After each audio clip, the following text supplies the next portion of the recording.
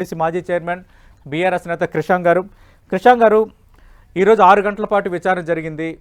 4-5 క్వశ్చన్లే పదే అడిగారు. వాళ్ళు అడిగిన ప్రతి ప్రశ్నకి సమాధానం చెప్పానని కేటీఆర్ బయటకు వచ్చిన తర్వాత మాట్లాడారు.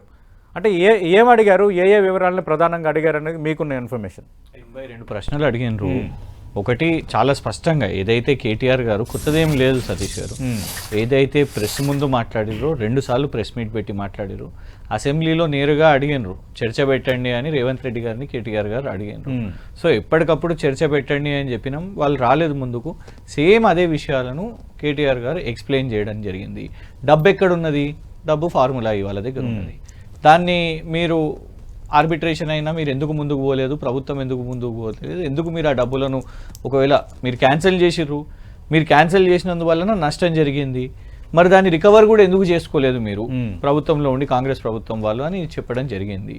ప్రతి అంశాలను కూడా ఎస్ చాలా ఏదైతే బయట చెప్పినరో అది జరగాలి, ఈ ఈవెంట్ జరగాలి, ఈ స్పోర్టింగ్ ఈవెంట్ జరగాలి అని దాన్ని అప్రూవల్ నేను ఇచ్చినాను అనే విషయాన్ని కూడా చాలా స్పష్టంగా, అంటే ఏదైతే లిఖితపూర్వకంగా కేటీఆర్ గారు సమాధానం చెప్పినరో సేమ్ అదే చెప్పడం జరిగింది. ఎందుకు అంటే ఇంటెన్షన్ చూడండి, మా ఇంటెన్షన్ చూడండి. రాహుల్ గాంధీ గారిని గతంలో ఈడీకి పిలిస్తే సుమారు 1000 మంది దేశంలో ఉన్న కాంగ్రెస్ నాయకులను అందరినీ పిలుచుకున్నారు. కానీ కేటీఆర్ గారు అదేం లేదు. ఎస్ 2-3 రోజుల ముందు ఒకటి ఏం జరిగింది అని అంటే, దేశంలో ఉన్న చాలా మంది నాయకులు కూడా ఈడీలకు వాటికి వీటికి వెళ్ళినప్పుడు కౌన్సిల్ని, లీగల్ కౌన్సిల్ని తీసుకొని వెళ్తారు. మేము కూడా అదే అడిగినాము, కోర్టు కూడా అదే గౌరవించింది. Yes why not, what's wrong in it, what's the problem అని గౌరవ జడ్జి లక్ష్మణ్ గారు చెప్పారు. ఇవాళ మేము వెళ్ళినాము, సహకరించినాం, అయిపోయింది. అంతేకాదు కేటీఆర్ గారు చాలా క్లియర్గా కూడా చెప్తారు, మీరు ఎన్నిసార్లు పిలిచినా నేను సహకరిస్తా, నేను వస్తాను, నేను దానికి సపోర్ట్ చేస్తాను, ఎందుకంటే ఇందులో కేసే లేదు, అవినీతే లేదు అనేది చాలా స్పష్టంగా కూడా చెప్పింది. ఒకటి ఏంటిదంటే ఇవాళ ఏ విధంగా అయితే ఒక అజెండాని వాళ్ళు సెట్ చేసే ప్రయత్నం చేసిర్రు. ఓకే, మాకు ఒకటే అండి, వాళ్ళ డే మొత్తం చూడండి, కొన్ని రోజుల నుంచి అన్ని మీడియాలలో కూడా ఫార్ములా ఇది. రైతు భరోసా, నువ్వు యూటర్న్ తీసుకున్నావు రైతు భరోసా విషయం మీద, ఎన్నో అంశాలు, కూల్చివేతలు, ఇవన్నీ కదా కేటీఆర్ గారు మాట్లాడుతున్నది. సో అవినీతి లేని దాంట్లో ఇవాళ వీళ్ళు అసలు ఫస్ట్ స్టార్ట్ ఏం చేసిర్రు, ఇక్కడ అదే విషయాన్ని వాళ్ళ కేటీఆర్ గారు ఏం లేవని ఎత్తిర్రు అంటే, ఫస్ట్ పెట్టిన ఆరోపణ ఏంది, అసలు డబ్బులు ఎటుపోయినాయి, ఎటో స్విండ్లింగ్ ఆఫ్ ఫండ్స్ అని చెప్పారు. ఓకే, తర్వాత ఏమైంది, డబ్బులు వాళ్ళ దగ్గర ఉన్నాయని తెలిసారు. తర్వాత ఆయనకు నష్టం జరిగింది. కేటీఆర్ ఆయన చేసిన స్టేట్మెంటే, డబ్బులు వచ్చాయని వాళ్ళు చెప్తున్నారు, పైసలు పంపానని నేను చెప్తున్నాను, అసలు ఇందులో అవినీతి ఎక్కడ ఉందనేది ఆయన ప్రస్తావిస్తారు. ఎగ్జాక్ట్లీ ఆ ఫార్ములా వాళ్ళను మీరు ఇందులో ఎఫ్ఐఆర్ లో పొందుపరచలేదు, వాళ్ళ దగ్గర డబ్బులు ఉన్నాయని చెప్పారు. ఇప్పుడు కొత్తగా క్విట్ ప్రో కో అని తీసుకొని వచ్చిర్రు. ఏం బెనిఫిట్ అయింది చెప్పండి? రాష్ట్రానికి బెనిఫిట్ అయింది, కానీ పలానా కంపెనీకో ఎవరికో ఏం బెనిఫిట్ అయింది మీరు ఎస్టాబ్లిష్ చేయలేకపోతారు. అసలైన క్విట్ ప్రో కో ఇష్యూస్ రేవంత్ రెడ్డి గారి ఉన్నాయి కదా. ఆయన కారు నుంచి మొదలు పెట్టుకుంటే ఆయన ఇవాళ ఇస్తున్న 1000 కోట్ల కాంట్రాక్ట్లు, అమెరికాకు పోయి తమ్మునికి, ఇక్కడ బావమడిదికి, అవి కాదా క్విట్ ప్రోకోలు. ఇక్కడ రాష్ట్రానికి, నగరానికి బెనిఫిట్ జరిగింది. So open and shut case అండి. సరే వాళ్ళు ఎన్నిసార్లు తిప్పుకున్నా, ఇవాళ దాన్ని అజెండా చేసుకున్నా కూడా ఒకటి ఇలా అయిపోయింది. రేపు కేటీఆర్ గారు పొద్దుటి నుంచి లేస్తే మళ్ళీ పబ్లిక్ ఇష్యూసే మాట్లాడతారు, రేపు పొద్దుటి నుంచి మళ్ళీ రైతు భరోసా మాట్లాడతారు. మీరు పిలుస్తారా ఇన్వెస్టిగేషన్ కి? డెఫినెట్ గా we will continue to cooperate. Okay, right ఉంది. ఇంకా విచారణ ఇప్పుడే ప్రారంభమైంది, అప్పుడే ప్రభుత్వాన్ని బద్నాం చేయటం, రేవంత్ రెడ్డి అడిగితేనే ప్రశ్నలు అడిగారు అంటాం, అది ఎంతవరకు కరెక్ట్ అని చరణ్ గారు అడుగుతున్నారు. సతీష్ గారు, నేను ఎవరినైతే వీళ్ళు విచారణ చేసినరో కేటీఆర్ గారి తరఫు నుంచి ఇక్కడికి వచ్చి కూర్చున్నాను. ఎందుకంటే మేము అక్కడి నుంచే మార్నింగ్ బయట అక్కడ ఉన్నాము, వారిని ఇప్పుడు కలిసినాము, వారు ఆల్రెడీ మీడియాకు ఉద్దేశించి కూడా మాట్లాడారు. సో మాకు క్లారిటీ ఉంది. ఓకే, కానీ ఇప్పుడు ప్రభుత్వం తరఫున ఏసీబీ అయితే ఏం ప్రెస్ మీట్ పెట్టలేదు కదా, ఏసీబీ ఇంకా రిలీజ్ చేయలేదు కదా, మేము మళ్ళా విచారణ చేపడతాము, ఇది ప్రాథమిక విచారణ దశలోనే ఉందని. ఎట్లా కాంగ్రెస్ అధికార ప్రతినిధి గారికి ఎట్లా తెలిసింది దట్ ఏసీబీ మళ్ళా పిలుస్తుంది, ఇంకొక విచారణ ఉన్నది, ఇంకొక ఫేజ్ ఉన్నది అని ఎట్లా తెలుస్తుంది? ఇది నా క్వశ్చన్ ఉన్నది. అంటే మీరు గైడ్ చేస్తున్నారా అనేది ఇదే ఇక్కడనే ఆలోచన వస్తున్నది. ఎందుకంటే కేటీఆర్ అన్నారు, మేము చెప్పినాం కరెక్టే, తర్వాత కూడా విచారణ ఉంటుంది అంటున్నారు. అదే ఏసీబీ ఇంకొక ఫేజ్ ఉంది అని ఎట్లా వీళ్ళకు కాంగ్రెస్ వాళ్ళకి తెలుసు అనేది మాకు క్వశ్చన్ మార్క్ ఉన్నది. ఎందుకు చెప్తాము అంటే, ఇవాళ మీరు మాట్లాడుతున్నది ఏది మాకు చూడండి. ఒకటి, కోర్టులో కేసు ఏసీబీ పెట్టిన తర్వాత, ప్రభుత్వం పెట్టిన తర్వాత కేటీఆర్ గారి దగ్గరికి మొత్తం డాక్యుమెంట్స్ మా న్యాయవాదులకు ఇచ్చారు. మేము అందులో చాలా స్పష్టంగా చెప్పినాం. మీరు చెప్తున్న 600 కోట్లు అనే చేసే పుకారు అక్కడ లేదు, అక్కడ కేసు వాదనలో కూడా లేదు, అబద్ధం నంబర్ 1. మీరు ఇంకోటి చెప్తున్నారు, సంతోషం ఇంగ్లాండ్ అని అంటున్నారు. Yes, the jurisdiction is England. మరి పెట్టండి ఫార్ములాని కూడా, ఎందుకు పెట్టలేదు? ఇంగ్లాండ్లో పోయి కేసు కొట్లాడండి, ఆ డాక్యుమెంట్లో అది ఉన్నది కదా. మరి ఇంత మీరు మాట్లాడుతున్న వాళ్ళు, ఇంకొకటి ఏంటిది, గ్రీన్ కోని పెట్టండి, ఫార్ములా ఈ వాళ్ళని పెట్టండి, వీళ్ళందరినీ పెట్టకుండా మీరు ఒక మంత్రిని, ఇద్దరు అధికారులను పెట్టినరు.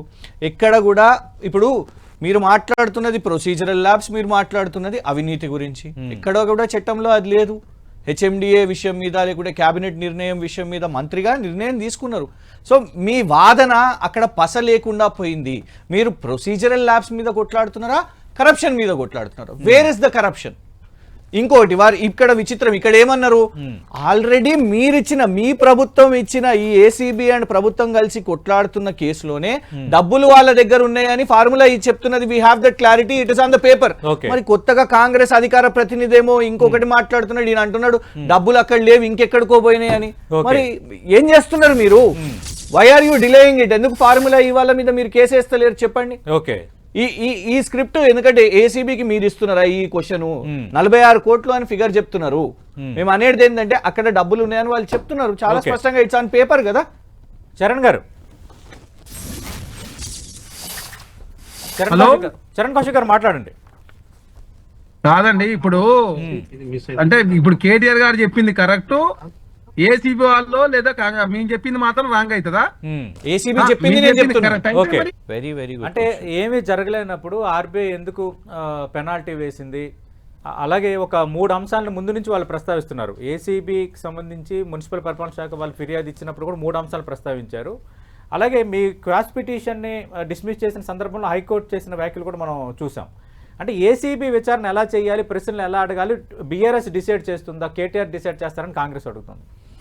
ఒకటి నంబర్ 1, 82 క్వశ్చన్స్ వేసిరండి, ఓపికగా సమాధానం చెప్పారు. ఓకే, 82 క్వశ్చన్స్ మీరు మాకు ఇవ్వండి అని మేము చెప్పలేదు, ఆ 82 క్వశ్చన్స్ ని మేము డ్రాఫ్ట్ చేయలేదు కదా.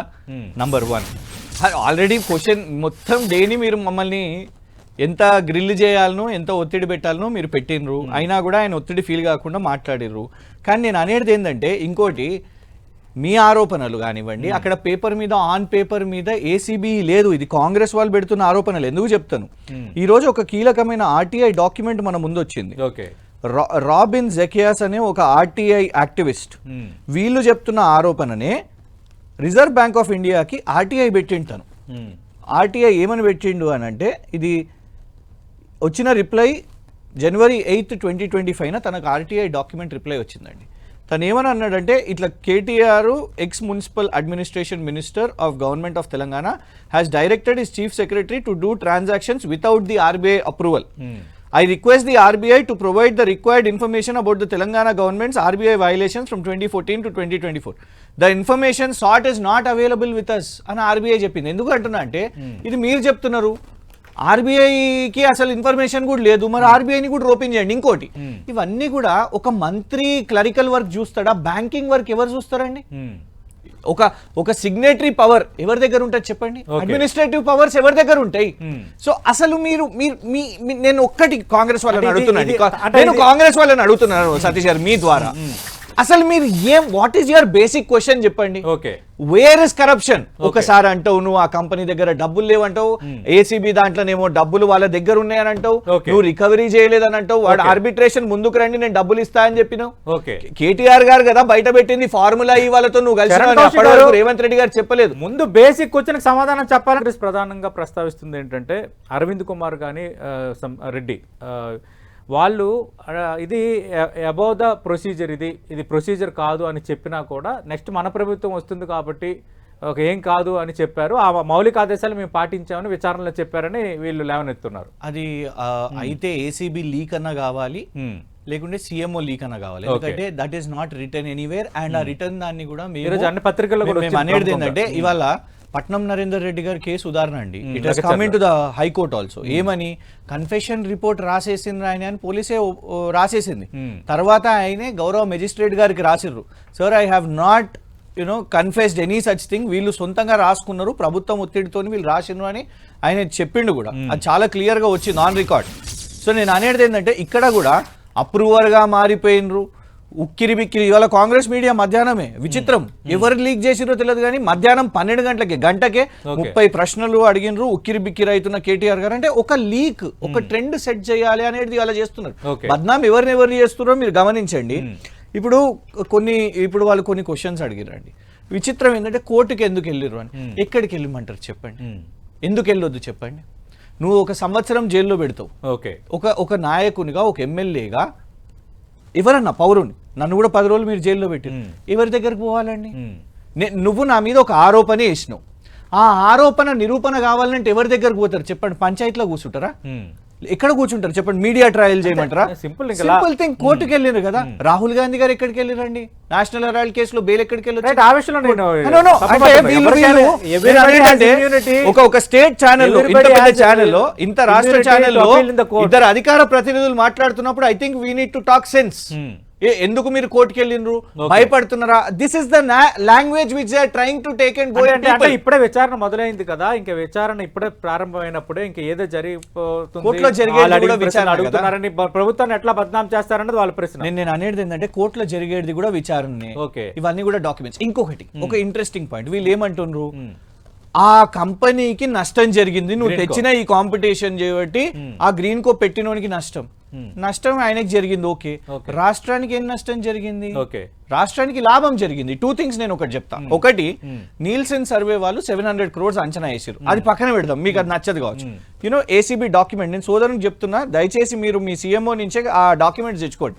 యూనో ఫస్ట్ సీజన్ లో రాష్ట్ర ప్రభుత్వం ఖర్చు పెట్టింది 12 crores అయితే ఏదా ఇన్ఫ్రాస్ట్రక్చర్ అవన్నిటికి, స్టేట్ కి ట్యాక్స్ ఎంత వచ్చింది తెలుసా అండి? Direct 71 crores. It is in the document which ACB has given to the court. Official గా లాభం జరిగిందని, ఇండైరెక్ట్ గా మీకు ఎన్నో రకరకాల ట్యాక్సులు వస్తూ ఉంటాయి.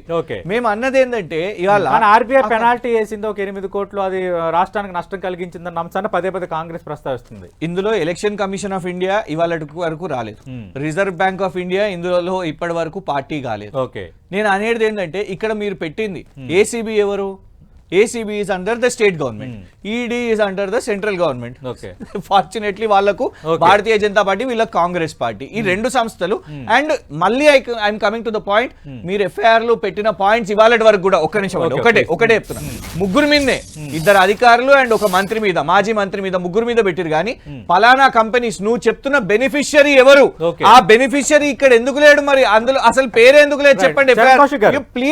ఈ పాయింట్స్ గా మీరు అసలు మాట్లాడతలేరు. కౌశిక్ గారు మాట్లాడండి. మరి అంటప్పుడు మొదటి రోజు విచారణ పైనే వాళ్ళు అడిగిన ప్రశ్నలే, ముఖ్యమంత్రి ఏదైతే అడిగారో అవే అడగమన్నారు, ఇవన్నీ చెప్పడం కరెక్టేనా? విచారణకు సంబంధించి విచారణ అన్నాక ప్రశ్నలు అడగటము, ప్రొసీజర్ అడగటం, తర్వాత వాంగ్మూలాలు ఇచ్చిన వాళ్ళు ఇచ్చిన ఆన్సర్స్ ఆధారంగా మళ్ళీ మీకు ప్రశ్నలు అడగడం అంతా జరుగుతుంది కదా కామన్ గా. రీజన్ చెప్తాను సతీష్ గారు.